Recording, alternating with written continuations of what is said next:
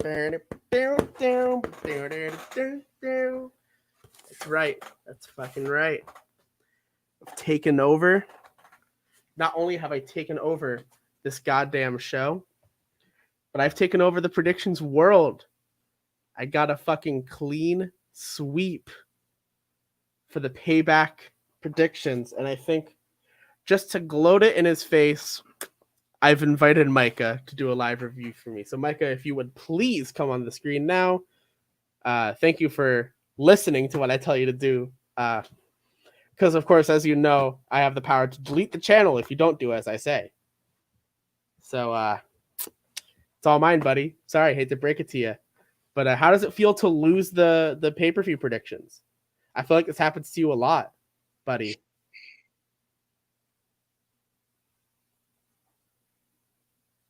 You know, this is a podcast channel. We both have to talk here. Can we just talk about the pay-per-view? Oh, I'd love to talk about the pay-per-view. Do you want to go from the top? Should we just go top down? I think we should go top down. Top down. So you mean like we're gonna go top as in kickoff show all the way to the end of the card. All the way to the bottom, which is James. I always remember. We at the Pink World Order have actually had a meeting, and James would no longer like to be called a bottom. I believe he'd like to be called the Razor after his favorite professional wrestler. So if you'd respect that, that'd be much appreciated. Well, you know what? He's still a bottom. Whatever he wants to be called, he's still a bottom. Yeah, I think I don't know if our Twitter account's going to like that too much, Micah. So maybe stop calling it a bottom. I don't know. I don't think our Twitter account is very fond of you holding a championship that's not really yours. Didn't really. I don't know if you've read the belt. I know podcasts are more your forte as opposed to reading, but it does say property of Pink World Order, so this does belong to me, and it will always belong to me.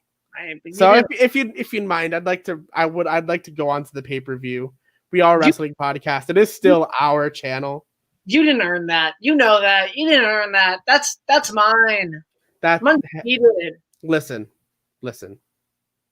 If you really think it's yours, I will give you a chance to win it at the Void Entertainment 9 on September 11th. That's already the deal. I'll give you a shot. I'll give you a chance. I'll host it. I'll give you a chance to claim that you're the champion. I am the champion. But I do hold the belt. It's the property of the Pink World Order. So if you would mind, I'd rather just talk about the pay-per-view on our podcast channel. It is a little selfish that you'd keep talking about this issue. So let's just talk about the pay-per-view instead. It's fucking ridiculous how bad your hair is. You know what else is ridiculous? How bad the kickoff match show was. Holy shit. That was really bad. That might have been one of the worst matches of 2020. And Dominic wrestled in 2020. Wow. And Dominic on the show. Yeah. So the Riot Squad took on the Iconics in a tag team match. The Riot Squad, because Sarah Logan. Yeah, they took on the Iconics in a tag team match on WWE Payback. So, anyways, here's the thing. The match would have been better if the ring was empty. I'm going to upset a lot of internet wrestling fans. The match would have been better without Liv Morgan. It would have been way better if it was literally a 2-on-1 handicap match. Yeah, there are those spots where I think she actually hurt Peyton Royce. Yeah. Like Peyton Royce was like, ow! Flick. Oh no, my arm, my shoulder. Right. And then she fucking missed a dive. She fumbled while in midair, which how hard is it to jump? See, here's one of the big reasons I didn't like this match. There weren't really any stakes. And you should know about steaks not being vegan anymore. It's interesting you bring that up. Anyway, back to wrestling. So I think, this match had no stakes, even if they've been feuding for the better part of a month or so. It's just like, what do the Riot Squad fought for the entire match and then won? I mean, we'll see it again later tonight, but that's just, if you're supposed to be a tag team with a name, why are you fighting with each other? I thought they made up already on TV. Why are they fighting still? Because one of the Iconics hit Liv Morgan. Oh, that's right. And then she was just like, no, it was Ruby Riott who hit her. And they, it was so confusing. Liv Morgan was like, oh, you're right. Let me beat you anyways. Yeah. I don't know if I can trust a heel or someone who I don't like anymore. Right. Like, in kayfabe, faces and heels know who are faces and heels. Right. That's why they're all friends. They all share the same locker room. Right. There's the faces locker room and the heels locker room. And then Roman Reigns gets his own locker room because he's not a face or a heel. And then King Corbin just sort of sits in Vince McMahon's office like the little brother who's just also there. So now we go on to the main card. And we start off with, I believe this was our first difference? No, this was the second one. This was all right. This was our second difference because you thought the Iconics were going to win. You haven't watched Raw. It furthers the storyline. It furthers the storyline if the Iconics lose. No. Because the storyline isn't the Iconics. The storyline is, can Riot Squad come back together? Yeah, but like, I don't know. You think they're going to further the storyline and not just forget about it? They can have like, I thought they were going to do something like, oh, they can't work together and that's why they lost. And then maybe if they work together, they'll win. Yeah, but I thought they've already done that kind of match. Anyway, then the United States Championship was on the line between Apollo Crews and Lashley, the leader of that imposter copycat staple, the Hurt Business, trying to steal the Pink World Order's thunder. I actually think that they came first there. You should take that up with our business associate James. Anyway, so Lashley won the championship. Again, I'd say it's a pretty copycat move to have a 3-person group and a championship on one of those members. Yeah, because one of them like made a championship because his feelings were hurt because he wasn't a real champion. I gotcha. Hey, the 24/7 championship is very real, and Shelton Benjamin earned that championship. You are right. Though, that is the 24/7 championship is pretty much a joke that only exists to boost up the feelings of others. Unlike this championship, solid gold, snakeskin leather. It's a pretty good championship. But again, I don't know why you're harping on the past so much when we should be talking about the more recent past. The past is in the past. It doesn't matter how past it is. The WWE doesn't know what that means. They'll just put Hogan on the next show and act like nothing happened. Hulk Hogan? Oh, you mean Academy Award eligible actor Hulk Hogan? He sure is eligible for the fucking Academy Awards. Yeah. But Bobby Lashley versus Apollo Crews.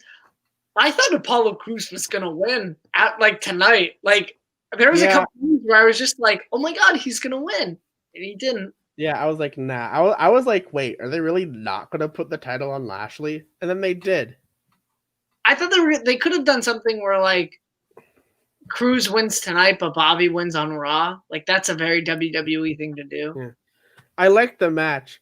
I think the match was a really good match, and then it was ruined after the finish when they stood there, and then the cameraman took pictures, and they put the fucking cheesy ass, like, it's a picture, oh, it's another picture, the whole thing, like in children's TV shows. Because WWE caters to children. Hey, if WWE caters to children, then why the fuck is The Fiend the champion? Well, speaking of which, we'll talk about that later. So, yeah, there was a lot of good moves in this match. There was. It was a good wrestling match. There was like before he did the frog splash, Apollo Crews did like the Wakanda Forever thing. Oh yeah, the standing shooting star press. No. And yeah, he did that, and then was that the standing moonsault? Yeah. I thought that was the from the top rope, like. No, he did that before he did the standing moonsault. That was like 3 hours ago. That's fair. So, and then what was the match after this one? Was it Riddle? No, was it Riddle Corbin? Could have been. Or was it Big E? It was Big E Sheamus. It was Big E versus Irishman with a hat too. Yeah, I don't know what they want to do with Sheamus. They're just like, he has a hat now. I think they hinted towards them doing something more with Sheamus because they kind of focused on him a lot post-match. Just him sitting there being sad that he lost to Big E. Every week he should just have a different hat, and it's just like, maybe this is my lucky hat. Yeah. I was while watching this match, I had the concept for a new stable. This involves changing the name of one person, and that's Robert Roode. You change his name to Medium R. You have a stable called All Sizes, and it's Shorty G, Medium R, and Big E.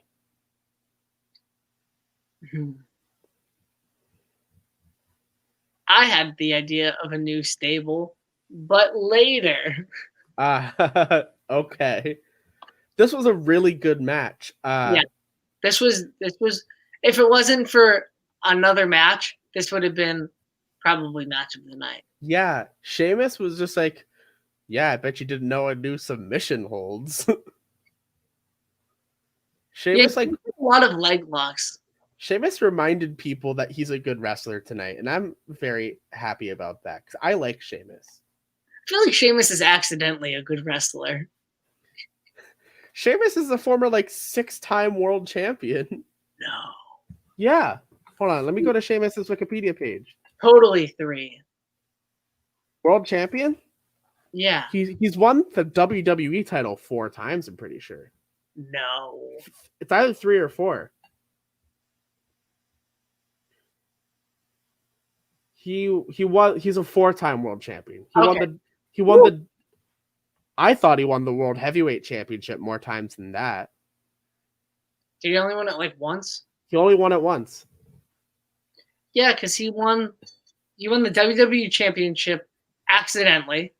He beat Roman Reigns, and then he beat Roman Reigns again? No, he won it accidentally. Oh, he won it at Fatal 4? He won at Fatal 4-Way. He won it on purpose at Fatal 4-Way. And then he cashed in on Roman. But he's also a former King of the Ring, Royal Rumble winner, Money in the Bank winner, former 6-time tag champion. Yeah. Or 5-time tag champion, former US champion, 4 Slammy Awards. That's 4 Slammy Awards. Yeah. But yeah, and Big E also just is I'm Big E. Remember that? I'm good at wrestling. I used to be Intercontinental Champion way back in the day. I beat Curtis Axel for it. I used to team with Dolph Ziggler. He was like, remember I beat Curtis Axel for it? I hit AJ Lee in the face. Domestic abuse is sure okay in WWE's eyes. Hey, it was an accident. So the next match was Corbin versus Riddle. Yes. And I thought that the 3D graphics looked horrible for both of them. because King Corbin's looked fake, and then Matt Riddle just had a huge flip flop. I loved that though. That was so funny. I don't think it was intentionally funny though. And just like the last match, I'll say it again. This match reminded people that Baron Corbin is a good wrestler. Yeah, he's just like a shitty heel. Yeah. Honestly, did you watch NXT back in the day where he had that like short face run? No. He was over. He was like, people loved waiting for Baron Corbin to come to the ring. God. I mean, Baron Corbin does have like one of the prettiest movesets in wrestling. It's true. It's true. I remember a deep six is like better than like one of Nick Jackson's fucking flips. Do you remember the like weird in between period between like Constable Corbin and King Corbin, where he would always come out as Insert City Here's favorite son? That was great. I remember some guy when my brother and I went to Money in the Bank. Some guy was really excited about Corbin. He just kept screaming, "Hartford's favorite son!" Yes, it was great. I love Corbin. Corbin's best. I think this was Corbin's best match since a Finn match since Wild Card Finals, where he had that triple threat with AJ and Dolph. Really? SmackDown. He must have had a good match with Finn Balor in like 2018. I mean, I guess you could count like Money in the Bank 2019. Because that was like a damn good match until Brock Lesnar was just like... He was in that match? I thought that he was facing Seth Rollins for like the 90th time. At Money in the Bank 2019? Yeah. Seth Rollins faced... AJ Styles. Styles. Yes. That was a good match. What a good match to see live. It was a great match to see live. So was the Money in the Bank 2019. If that match was in the Tokyo Dome, it would have been 96 stars. You know what really was the best match to see live at Money in the Bank? Lars Sullivan versus the Lucha House Party. Oh, of course. Mr. Racist versus three little people. I remember being there and being like, wait a minute, is Naomi getting a jobber entrance? Because the pay-per-view hadn't started yet officially, and Naomi entered the ring.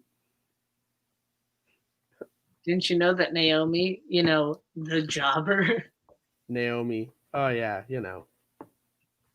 We should talk about Payback 2020, though. We should.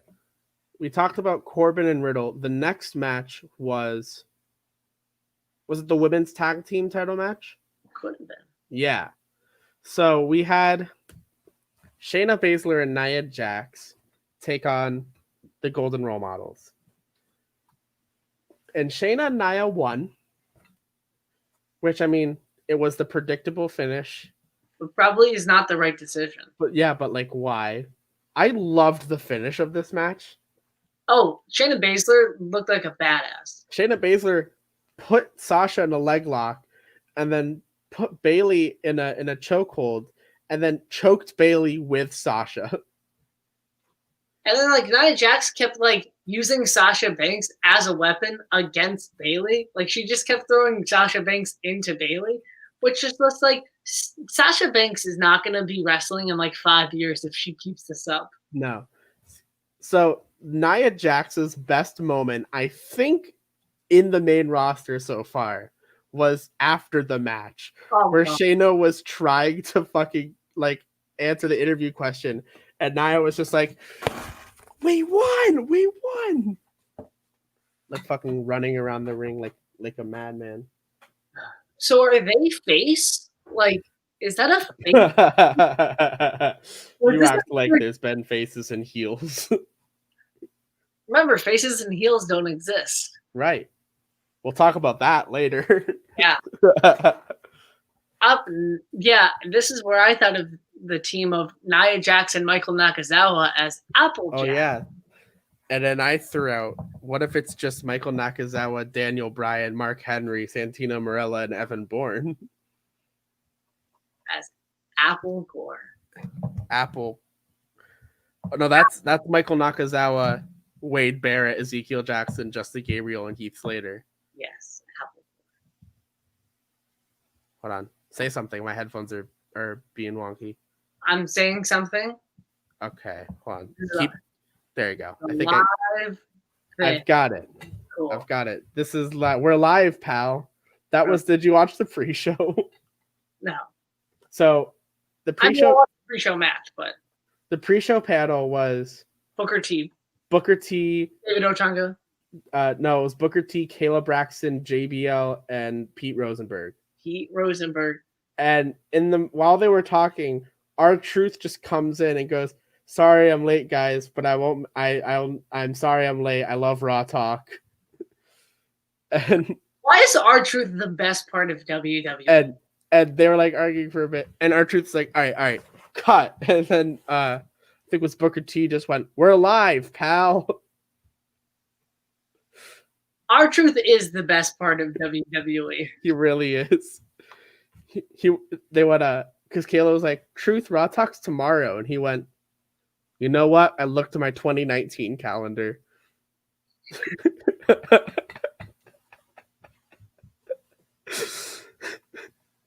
Holy shit. But yeah.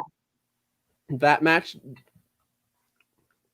Anyways, the next match was. Are we already at Keith? Oh, yeah.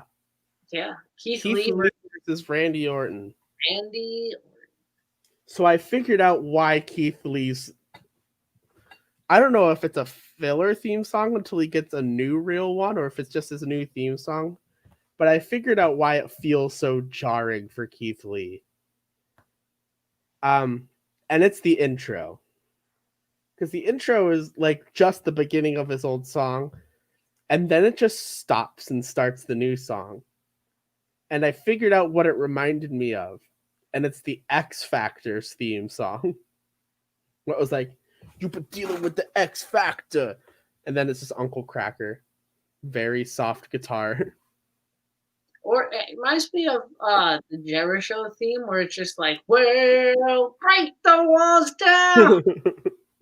Yeah, that too. This was a good match. This was a surprisingly good match because, like, you would think that Randy Orton was just like, I was in the WWE Championship last week, and now I'm with Keith Lee, and he's somebody who I don't even know who he is. Right. My brother is convinced that in kayfabe they're going to have Drew relinquish the WWE title so that he doesn't have to lose it to someone. Which I guess it kind of makes sense. But like, and he shouldn't come back for like a while, maybe even right, like all of 2020. Come back at the Rumble. Yeah. But if that were real, who would you want to win the WWE Championship? Finn Balor. No, he's going to win the NXT title on Tuesday. I mean, you're right. I predicted that. I think that if it couldn't be Finn Balor, Brock Lesnar, I mean. Yeah. Oh, yeah. Oh, there's still some left. This mug is full of the official beverage of the specifically devoid family of podcasts, Sunny D. Oh, fuck you. You suck. If you delete the tweet, I'll just retweet it. If you just delete the tweet, I'll just retweet it. I just also one of our judges, James, got a hold of me, and he said he's officially reversing the decision of the. No, that's not how that works. We could talk about that off podcast. Decisions already been made. That's an argument. Anyways, so yeah, Keith Lee won. Cool. With the spirit bomb too, not even like the jackhammer thing. Yeah, I like the spirit bomb. Randy Orton got so much bounce off of it. Yeah, that move was pretty. It was. Oh, who did it? I want to go back to a different match for a second. What match was it? Was it our next match? No. Oh, what match was it? There was a match. I can't remember which one. Oh, it was in Lashley Cruz. the choke slam that Lashley did to Cruz in the middle of the match, where Cruz just got crazy air, just got dumped on the ground randomly. I was like, wow, that was good. Sorry, the Spirit Bomb reminded me of that. Yeah, people just seem to get really good bounce off of the Spirit Bomb, because like back at Survivor Series time, Roman got really good bounce on the Spirit Bomb when he got Spirit Bombed. But Keith Lee has done a lot already, like on the main roster, because he's pinned Orton clean. He's pinned Seth clean at Survivor Series. He like impressed Brock. He went like toe to toe with Roman. Toman, if you will. I won't. But your cousin thinks that Sunny D is funny. Sunny D is funny.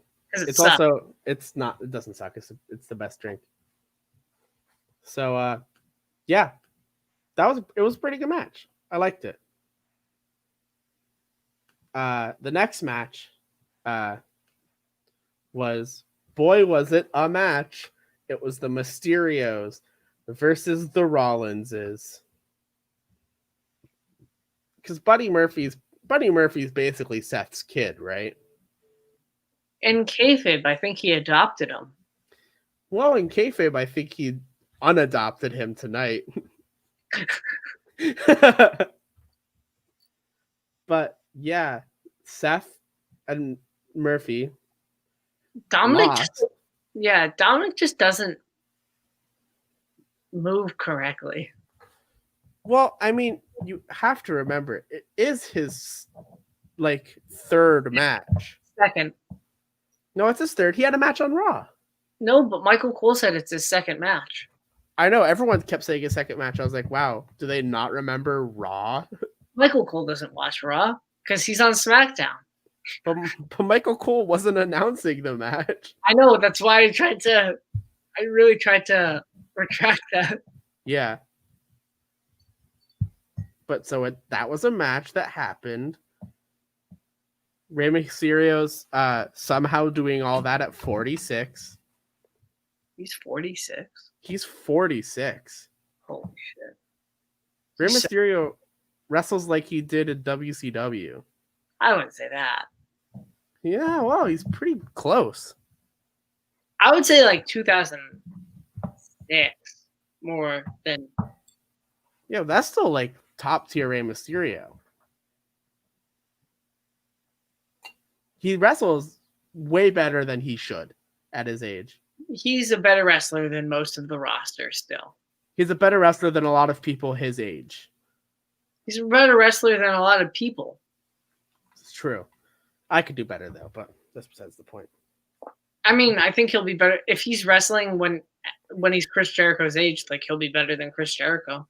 Oh yeah, Chris Jericho hasn't been good since the List of Jericho. I'll say it. In the ring or in general?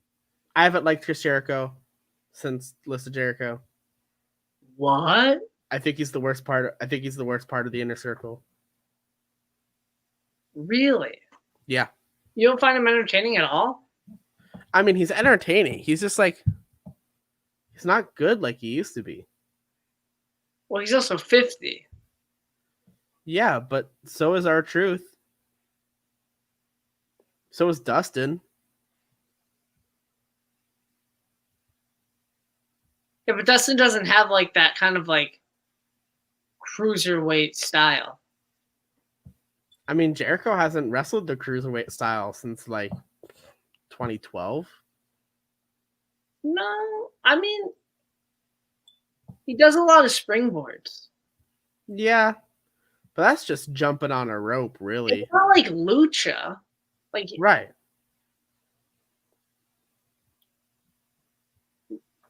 I just don't think his Kenny Omega match was pretty good in at Wrestle Kingdom.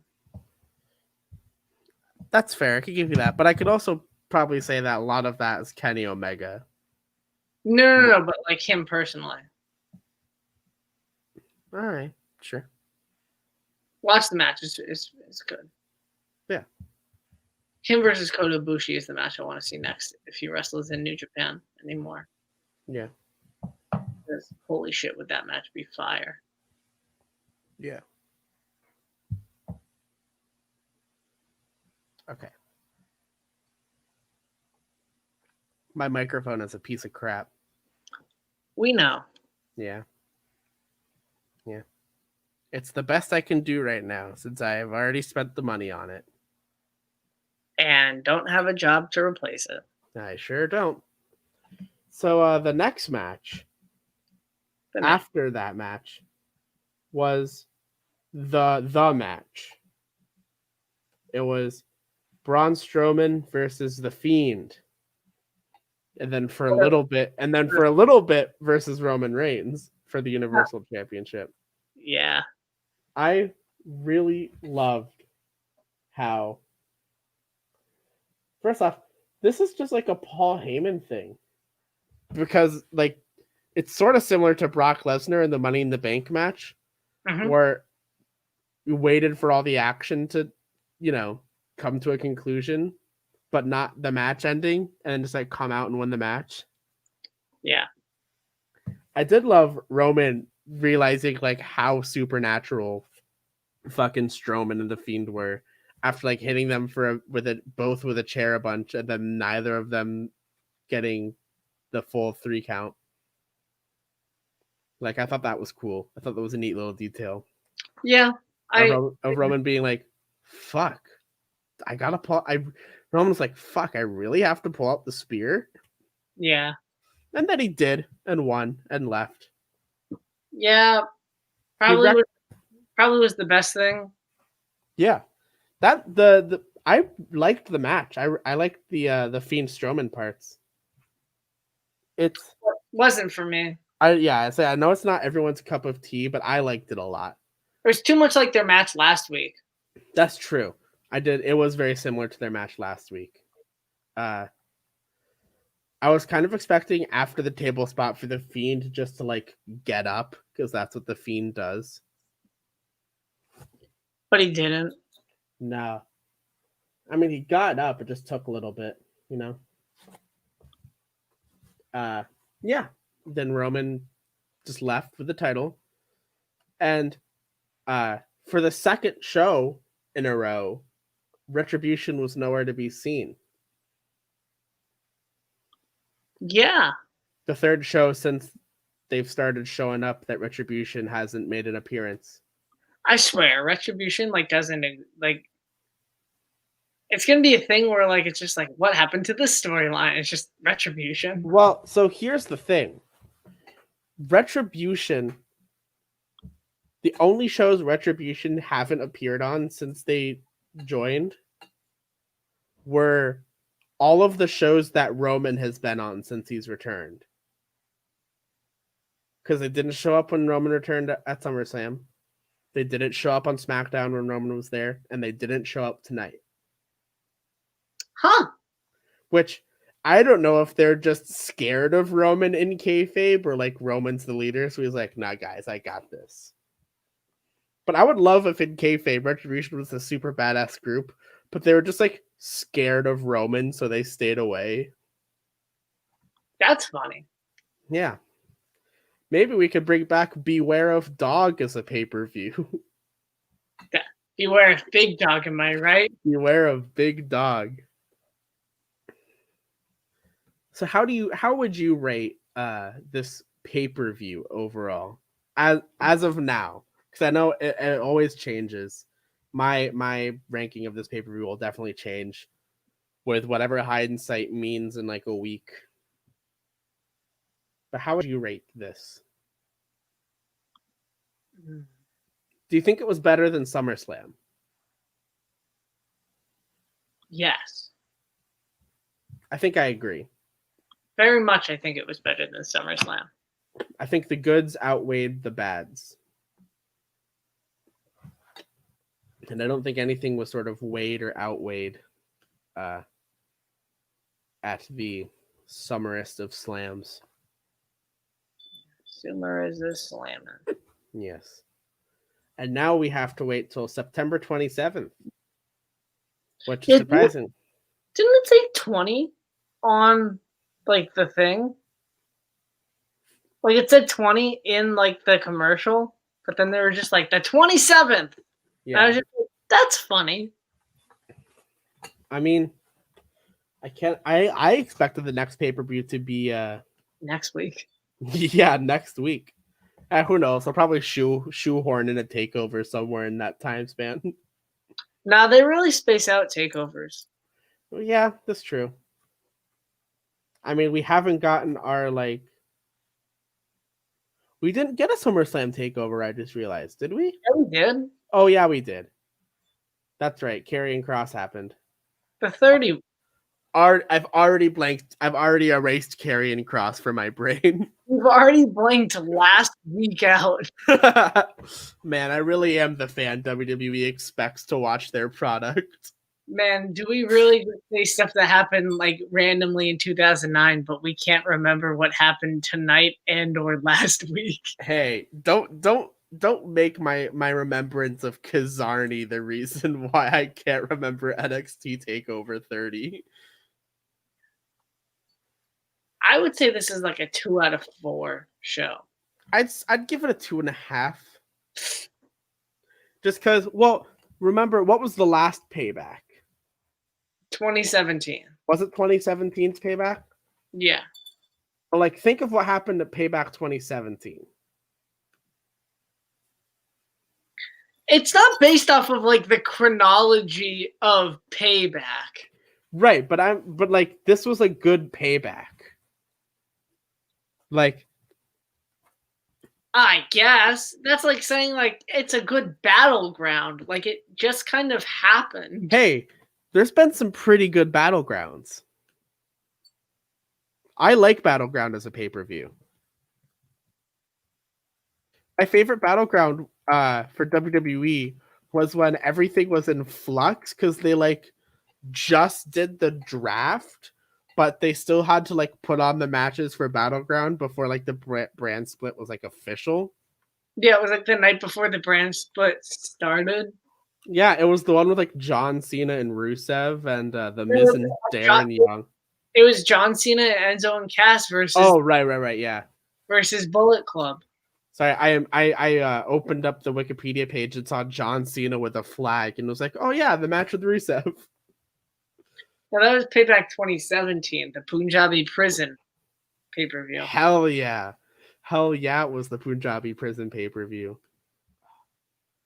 Man, Battleground 2016 really was an underrated banger of a pay-per-view. I mean, have the Shield triple threat.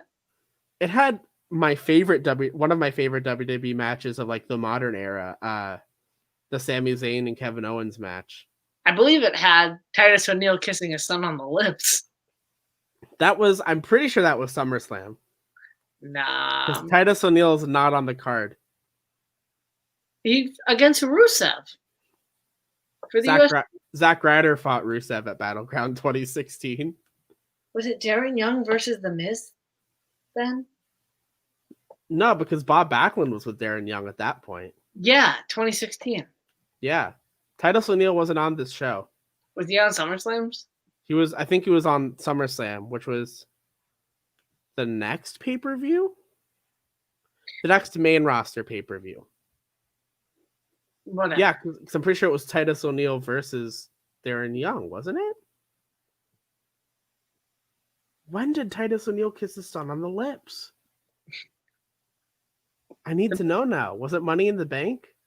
It was, I think. Money in the Bank 2016. That's when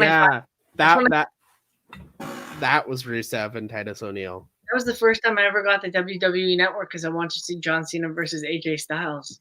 That was a good call. Apollo Crews had a match with Sheamus at Money in the Bank 2016. Remember Apollo Crews in 2016 and nobody pushed him? Why? Why did he have a match with Sheamus? He had a match against The Miz at that year's SummerSlam. I remember that match because in my memory, for some reason, I know it's not true, but my brain wants to be like, that's when he won the IC title, even though he never won the title. Because that's when I wanted him to win the IC title. Yeah. But we've gone over Oh, I'm over. I'm over as hell. Yeah, tune in eventually for Tune in. Tune in. You'll see. Get yourself off screen now. I don't need you anymore. Nope, wrong choice. Nope. There you go. Thank you. Tune in soon. The Pink World Order has some big stuff planned. The next time you're guaranteed to see us will be September 11th. Devoid Entertainment 9, Pink World Order. It's guaranteed to be a great show. Unfortunately, we do have to technically invite both Ben and Micah back, but we're going to have a great time. It's going to be a wonderful show, and I want to thank all of you for joining me and my guest star Micah on the Pink World Order's review of Payback featuring Micah. So thank you, everyone. Have a great night, and we'll see you soon. Too sweet.